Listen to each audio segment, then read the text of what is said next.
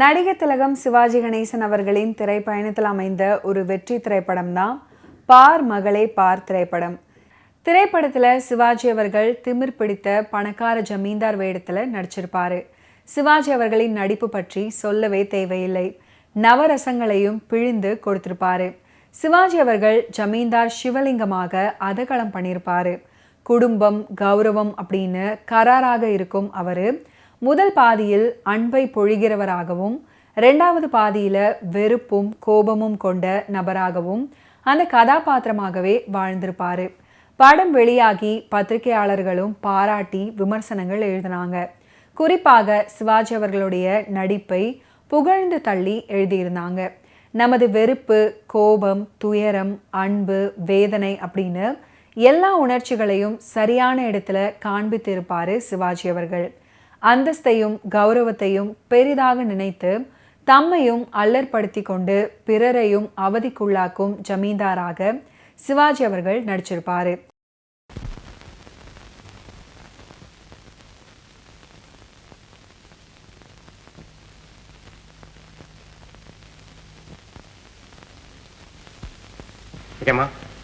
Copy கொண்டு வந்திருக்கேன், சாப்பிடுங்க. காப்பி கொண்டு வந்திருக்கேன், சாப்பிடுங்க.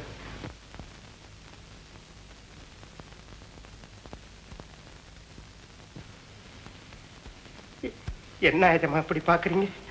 மாணிக்கம், என் மக சந்திரா சாகல தெரியுமா உனக்கு? சந்திராமா சாகலையா? உயிரோட இருக்காங்களா? எங்க இருக்காங்க சொல்லுங்க. சொல்ல முடியாத இடத்துல எங்கேயோ இருக்கிறா.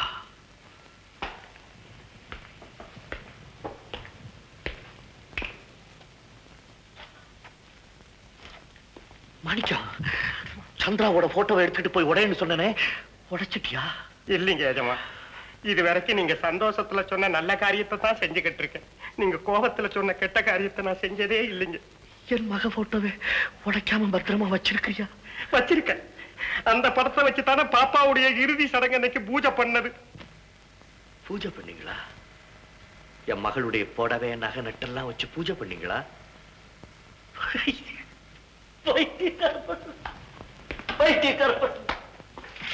நான் தான் அந்த பூஜையில கலந்துக்கலையடா. அதுல இருந்து தெரிஞ்சுக்க வேணாம் என் மக சாகல என்ன. அவ செத்து இருந்தாள் என்னை இந்த நிலைமையில தவிக்க விட்டு பார்த்துக்கிட்டு இருந்திருப்பாளா? என்னையும் அவ கூட கூப்பிட்டுக்கிட்டு இருப்பா.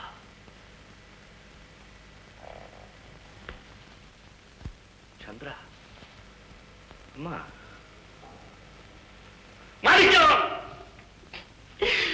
மாணிக்கம், என் மகளுடைய போட்டோ எடுத்துக்கிட்டா பாக்குறேன். என்னடா பாக்குற? என்ன பார்த்தா உனக்கு சிரிப்பா இருக்கா? நான் ஒன்னும் பைத்தியக்காரன் இல்லடா, முட்டாள். அமுதம் எது விஷயம் எதுன்னு தெரிஞ்சுக்காத முட்டாள். அணிக்கா, எப்பா என் மகளுடைய போட்டோ என்கிட்ட கொஞ்சம் கொண்டுட்டு வந்து காமி பாக்க. போ. சந்திரா, அப்பாவோட நிலைமையை பாத்தியம்மா? அந்தஸ்து, கௌரவம், மதிப்பு யாருமே எட்டி பிடிக்க முடியாத உயரத்தில் இருந்தேன். அது தவறா? இன்னைக்கு அதோட பாதாளத்தில் இருக்கு.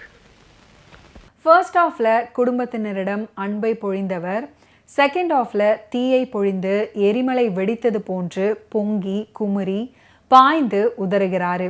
கடைசியில கண்ணீருக்கு இடையில் கதறி கரைந்து திருந்தவும் செய்கிறாரு. மமதை, வெறுப்பு, கோபம், துயரம், அன்பு, வேதனை முதலிய பல்வேறு உணர்ச்சிகளை கொட்டி நடிக்கும் சந்தர்ப்பங்கள் கிடைத்துவிட்டால் சிவாஜி அவர்கள் விட்டு விடுவாரா?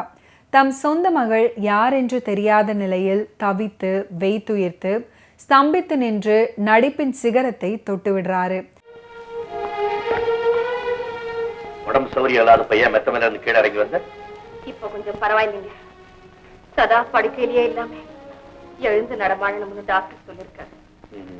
பார் திரைப்படத்திலிருந்து நீரோடும் வைகையிலே நின்றாடும் மீனே, TMS அவர்கள் மற்றும் இசையரசி P. சுசீலா அவர்கள் இணைந்து பாடிய அற்புதமான பாடல்.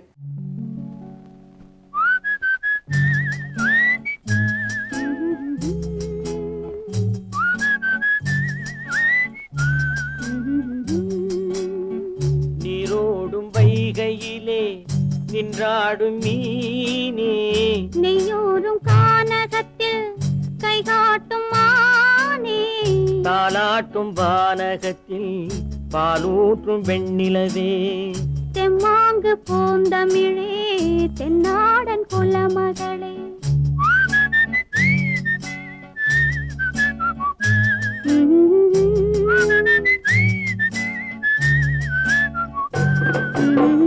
நீரோடும் வைகையிலே நின்றாடும் மீனே நெய்யூரும் கானகத்தில் கை காட்டும் மானே தாலாட்டும் வானகத்தில் பாலூற்றும் வெண்ணிலவே எம்மாங்கு பூந்தமிழே என்னாடன் குலமகளே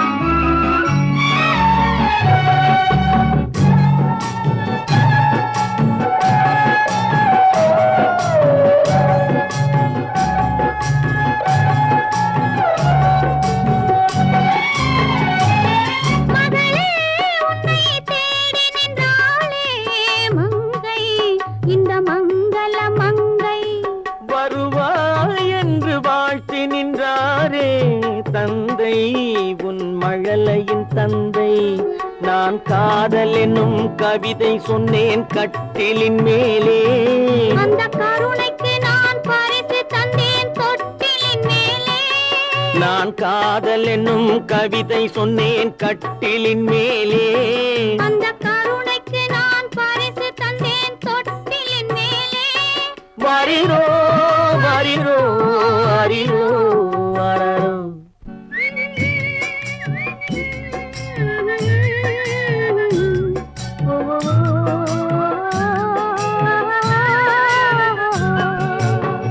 நீரோடும் வைகையிலே நின்றாடும் மீனே நெய்யூரும் கானகத்தில் கை காட்டும் மானே தாலாட்டும் வானகத்தில் பாலூட்டும் வெண்ணிலவே எம்மாங்கு பூந்தமிழே என்னாடன் குலமகளே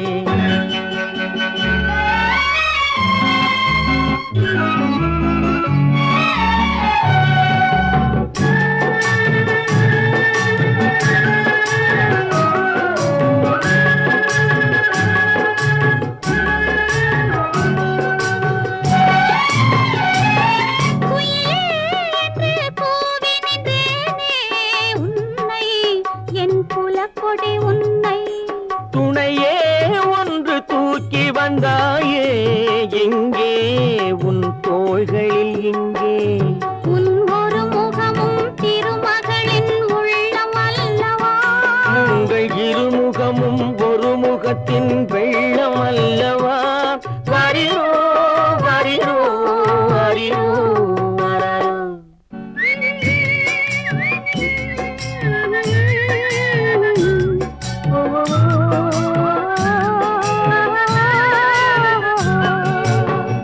நீரோடும் வைகையிலே நின்றாடும் மீனே நெய்யூரும் கானகத்தில் கை காட்டும் மானே தாலாட்டும் வானகத்தில் பாலூற்றும் வெண்ணிலவே தெம்மாங்கு பூந்தமிழே தென்னாடன் குலமகளே ஆராரோ ஆரிரரோ, ஆராரோ ஆரிரரோ, ஆராரோ ஆரிரரோ, ஆராரோ.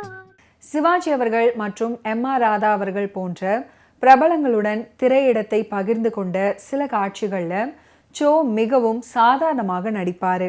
அதுதான் அவருடைய பலம் அப்படின்னும் சொல்லலாம். குறிப்பாக சிவாஜி அவர்களின் வீட்டின் படிகளில் படமாக்கப்பட்ட காட்சியை தெளிவாக நினைவில் கொள்ள முடியும்.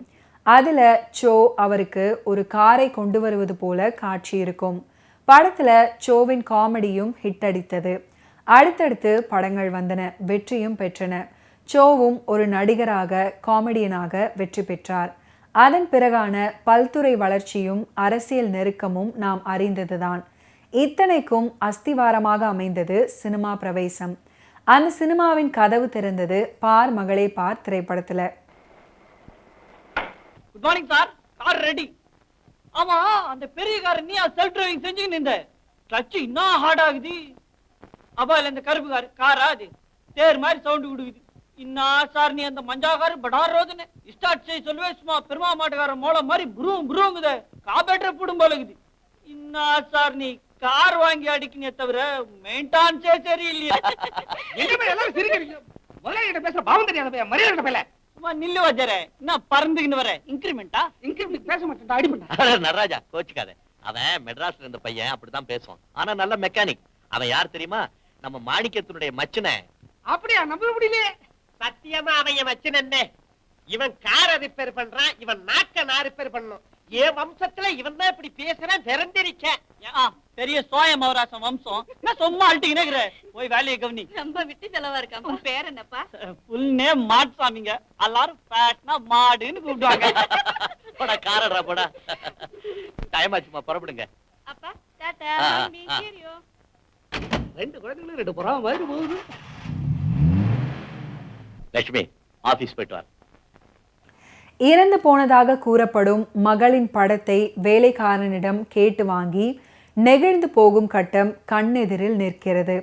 பார் மகளே பார் அப்படின்னு துயரத்தோடு பாடிக்கொண்டு மனைவியோடு துக்கத்தை பகிர்ந்து கொள்ற காட்சி மிகவும் உருக்கமாக இருக்கும். இந்தாங்க ஏமா. சந்திரா, சந்திரா,